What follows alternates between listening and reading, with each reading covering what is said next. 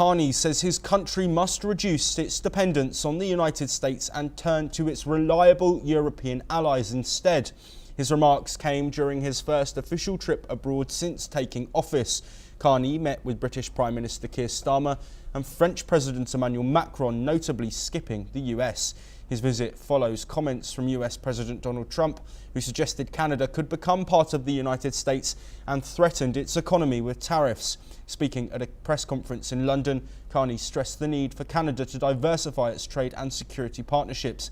He said the country is too reliant on the United States and must build stronger global ties. Carney also warned Trump against making statements that challenge Canada's sovereignty. He called for a serious discussion on the overall trade and security relationship between the two nations. Let's hear what he said.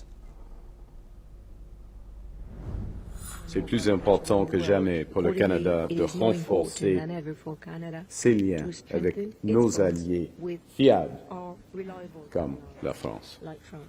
Nous devons renforcer la collaboration entre nos pays pour assurer notre sécurité.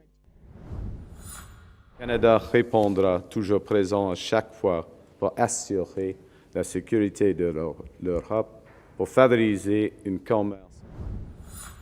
I think I would take seriously what the Prime Minister of the United Kingdom said today. I don't think one needs to respond to every comment about another country. Look, we can stand up for ourselves. It's Canada strong. We can stand up for ourselves. We've called out those comments. They're disrespectful. They're not helpful. And they need to stop before, and they will have to stop before we sit down and have a conversation about our broader partnership with the United States. Nos relations commerciales sont trop concentrées aux États-Unis. Ce qui est clair est que nos relations sécuritaires sont trop concentrées aux États-Unis. Il faut diversifier.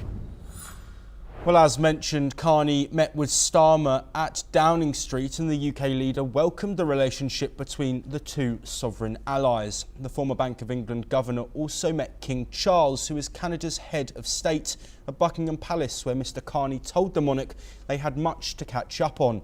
Footage from the meeting showed the King telling Mr Carney, "Very good to see you and congratulations." Mr Carney replied as they shook hands, "Your Majesty, lovely to see you and thank you very much."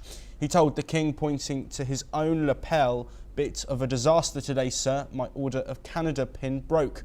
Mr Carney added, "Yes, it fell on the tarmac, which is proof that our founding people is the British," prompting a chuckle from the King.